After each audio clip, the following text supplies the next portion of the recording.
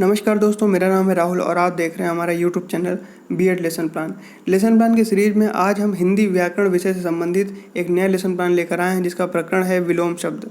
तो यह lesson plan कक्षा 6 के लिए बनाया गया है, लेकिन व्याकरण विषय से संबंधित होने के कारण इसे आप कक्षा 7 और कक्षा 8 में भी आसानी से पढ़ा सकते हैं। तो चलिए शुरू करते हैं। जैसा कि आप जानते हैं कि लेसन प्लान के फॉर्मेट में सबसे ऊपर हम पाठ योजना संख्या लिखते हैं, उसके बाद संस्था या विद्यालय का नाम जहाँ भी आप शिक्षण के लिए जाएंगे, और उसके बाद ब्लॉक्स बनाते हैं जिसमें दिनांक, कक्षा, वर्ग, विषय, उपविषय, कालांश और अवधि जैसी सूचनाएं लिखते हैं। प्रकरण है आज का हमारा विलोम शब्द। इसके बाद हम सामान्य उद्देश्य लिखते हैं। तो जैसा कि आप जानते हैं कि प्रारंभ के ही कुछ ही लेसन प्लान में हमको सामान्य उद्देश्य लिखने होते हैं, उसके बाद हम पूर्वज लिखना प्रारंभ कर देते हैं। तो चलिए देख लेते हैं एक बार क्या होते हैं सामान्य उद्देश्य।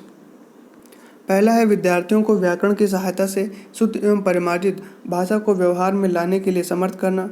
दूसरा है नवीन शब्द निर्माण की क्षमता उत्पन्न करना। तीसरा है विद्यार्थियों में भाषा तथा उसके अंगों उपांगों की रचना समझने की योग्यता उत्पन्न करना। चौथा है विद्यार्थियों में शब्दों की शुद्ध एवं अशुद्धि का युक्त सहित विवेचन करने की क्षमता उत्पन्न करना। पांचवा है विद्यार्थियों को भाषा तत्वों, समास, संधि, उपसर्ग, प्रत्यय के ज्ञान में वृद्धि करना। छठा है विद्यार्थियों के शब्द भंडार में अभिवृद्धि करना। तो ये हो जाएंगे हमारे सामान्य उद्देश्य। अब बात करते हैं विशिष्ट उद्देश्यों की। विशिष्ट उद्देश्य में पहला है ज्ञानात्मक, छात्रों को विलोम के विषय में ज्ञान प्राप्त हो सकेगा। दूसरा है बोधात्मक, छात्रों को विलोम शब्द व इसके नियमों के विषय में बोध हो सकेगा। तीसरा है कौशलात्मक, छात्रों को विलोम को पहचानने व प्रयोग करने में कुशलता विकसित हो सकेगी। चौथा है अनुप्रयोगात्मक, छात्र विलोम के विषय में ज्ञान प्राप्त कर भविष्य में वाक्यों में उपयोग कर सकेंगे। सहायक सामग्री में रोलर बोर्ड पर अंकित विलोम शब्द, शिक्षण विधि में प्रश्नोत्तर विधि, स्पष्टीकरण विधि और व्याख्यान विधि लिखेंगे।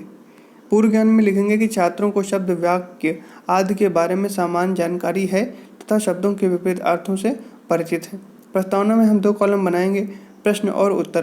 पहला है बच्चों, शाम को सूर्यास्त के बाद क्या आता है? तो उत्तर में लिखेंगे कि रात। दूसरा है कि रात खत्म होने के बाद क्या आता है? तो उत्तर में लिखेंगे कि दिन। तीसरा है रात और दिन एक दूसरे से किस प्रकार संबंधित हैं? तो उत्तर में लिखेंगे कि ये हो जाएगा हमारा समस्यात्मक प्रश्न, और यहीं से उद्देश्य कथन प्राप्त करेंगे कि बच्चों, आज हम सभी लोग अपनी पाठ्य पुस्तक हिंदी व्याकरण के में विलोम शब्द नामक पाठ का अध्ययन करेंगे। अब प्रस्तुतिकरण में कॉलम बनाएंगे शिक्षण विधि, छात्र अध्यापक क्रियाएं, छात्र क्रियाएं और शामपट कार्य। तो विलोम शिक्षण विधि में लिखेंगे विलोम, छात्र अध्यापक क्रियाओं में लिखेंगे कि विलोम शब्द किसे कहते हैं। तो स्पष्टीकरण में लिखेंगे कि किसी शब्द का उल्टे अर्थ में प्रयुक्त शब्दों को विलोम शब्द कहते हैं। छात्र क्रियाओं में लिखेंगे कि छात्र ध्यानपूर्वक सुनेंगे। अब उदाहरण में लिखेंगे आदर, निरादर, अपराधी, निरपराधी, कठोर, कोमल, लाभ या लाभ का हो जाएगा हानि। फिर स्पष्टीकरण में लिखेंगे कि गांधी जी का कहना है कि शत्रु को मित्र बनाकर जीत सकते हैं। तो छात्र क्रियाओं में लिखेंगे कि छात्र ध्यानपूर्वक सुनेंगे। फिर अगला है कि बड़ों का सदैव आदर करना चाहिए, निरादर नहीं। तो इसमें देखिए कि एक शब्द जो है आदर, उसका विलोम शब्द निरादर का एक ही शब्द में दोनों का प्रयोग किया गया है। तीसरा है कि श्री कृष्ण धनी परिवार के थे जबकि सुदामा गरीब। तो यहाँ धनी का विलोम हो जाएगा गरीब। अब है कि आ शब्द से बनने वाले विलोम शब्द, तो जैसे कि न्याय, तो न्याय का विलोम हो जाएगा अन्याय। दूसरा है धार्मिक, धार्मिक का हो जाएगा अधार्मिक। तीसरा है प्रत्यय, प्रत्यय का हो जाएगा अप्रत्यय आदि। फिर अगला है अन, तो अन का बनेगा जैसे कि आस्तिक, अस्तित्व, तो उसका हो जाएगा अनस्तित्व। फिर है अंगीकार, तो अनंगीकार आदि। अब है अब से बनाएंगे विलोम शब्द, तो कीर्ति, तो कीर्ति का हो जाएगा अपकीर्ति। यश का हो जाएगा अपयश आदि। अब निर शब्द जो है अगर उपसर्ग में लगा दिए जाएं तो कैसे जो है विलोम बनेगा? तो जैसे आदर, तो निरादर, इसी प्रकार से बनाएंगे। अब बोध प्रश्न में 2 कॉलम बनाएंगे, प्रश्न और उत्तर। पहला है विलोम शब्द किसे कहते हैं? तो उत्तर में लिखेंगे कि विपरीत शब्द को जिसका अर्थ उल्टा है। दूसरा है कि रात का विलोम शब्द बताइए। तो उत्तर में लिखेंगे दिन। तीसरा प्रश्न है कि अच्छा का विलोम शब्द लिखिए। तो उत्तर में लिखेंगे बुरा। चौथा है कि गिरना का विलोम शब्द क्या होता है? तो उत्तर में लिखेंगे कि उठना।